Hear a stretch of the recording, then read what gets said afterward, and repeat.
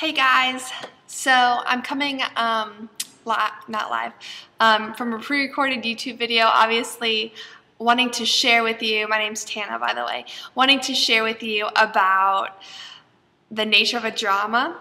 So from the book we see a lot of really great details that help describe what a drama really is. So what's really important to look at first is Aristotle's, his thought on what makes up, in theater, the nature of a drama, or the nature of a tragedy. So that's where we're going to start today. And so we're going to look at, well, he looks at and help to convey just a message of emotion. He says that the combination of spectacle, melody, which is like the music and the sound, and then also diction, which is the dialogue, all combined together in in theater, in a tragedy, to really convey the message of what this play, what this plot is really about. So we are going to look at specifically Schindler's List, which, as you know, won the Academy Award for Best, nature of a drama. And so Schindler's List is really great. Steven Spielberg did an impeccable job, obviously. Or should I say, yeah, it was Steven Spielberg. Did an impeccable job. He really emphasized just the role of the hero in Schindler's List. Obviously, you see Schindler, the hero, his name is in the title of the film. So this film is about him, and we see him saving people. We see him saving and almost acting as a savior, as a hero, for these Jews who he was rescuing from the Holocaust. So it's right away, you can just tell Schindler's List, a list of Jews he's saving. He's trying to help rescue from death, from being burned alive at Auschwitz, and other concentration camps, mostly women and children, also men. And so the use of color in the film is also very important. We see lighting, very important angle shots, down to the very, very minute detail of the scenes. He really takes everything into consideration, because when you want to create a really great drama, you have to look at, for example, color and your use of color. So Schindler's List was shot in color, obviously, but it was produced, it was edited to be in black and white. So that's really, really, really great and really special, because it was a film made in, I want to say, the late 2000s. And Liam Neeson is acting as Schindler, and so Spielberg takes this concept of color and he applies black and white to really try to get across to whoever's watching it that, it gives you sort of an old feel, like, wow, this happened, this happened in the 40s, so it sort of makes you feel like you're watching it live in a way, because as you know, film or TV was first shot in black and white. So you're looking at it, you're thinking, you're really associating with the time frame, you're really associating with the era. It makes you feel like you're right in the when the Holocaust crisis is taking place. And then, so you see black and white, but Schindler's List is really, really, Schindler's List is phenomenal in that he uses color in very specific places. For example, he uses a red coat, a little girl walking amongst a mass of Jewish people. They're scattered all over the place in this town. It's a very, very, very wide shot. You see buildings, and you see just Jews just everywhere, and just people just everywhere. And it's all in black and white, with the exception of this little girl who's walking across the the way. You see her very small there, wearing a red coat. And so there you sort of immediately think of blood, you think of the loss of innocence. It really helps emphasize the fact that children are dying, that people are dying, innocent people. It really helps to convey that, to really push in and hone in on the blood of these people passing away, being killed for no reason other than their race, other than what they believed in.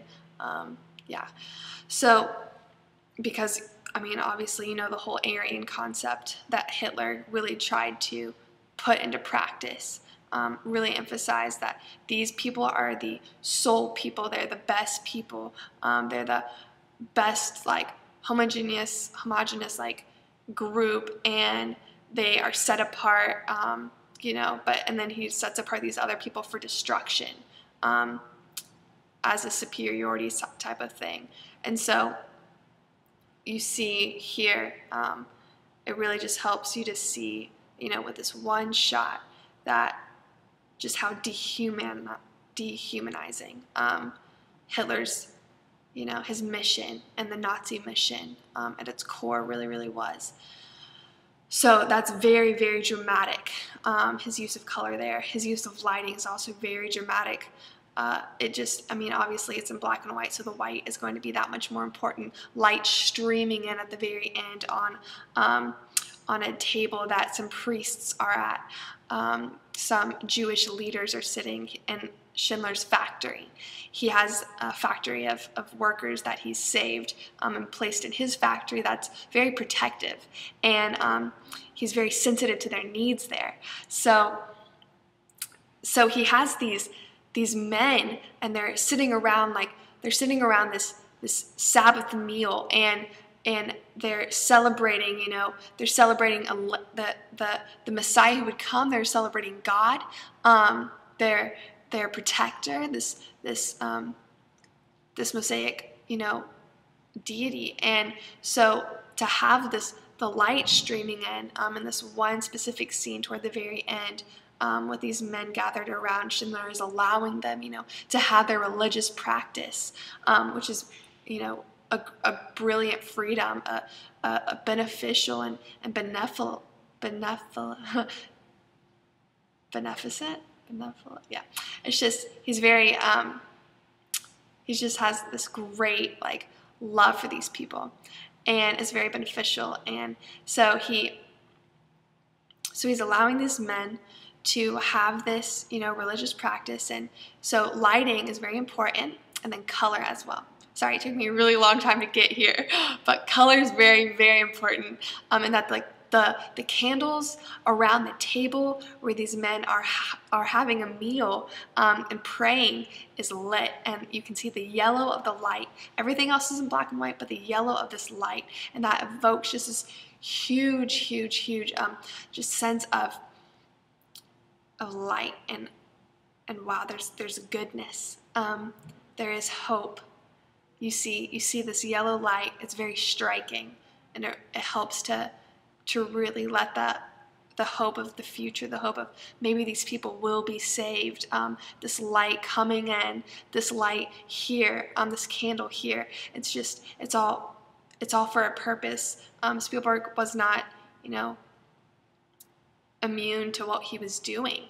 It was very, very, very specific. He wanted this angle, he wanted this shot, he wanted this to be in color, this to be in black and white, and all that is very important when you shoot any film in general, and especially a drama like Schindler's List, because you really want to help get across the message, which is sadness, which is really deep emotion, and then also toward the end, hope. Hope in the future, hope in the future generations to come, hope in the generations that are going to come after Schindler, after these people are ultimately saved. He does save them. He says at the very end, I wish I could have saved more.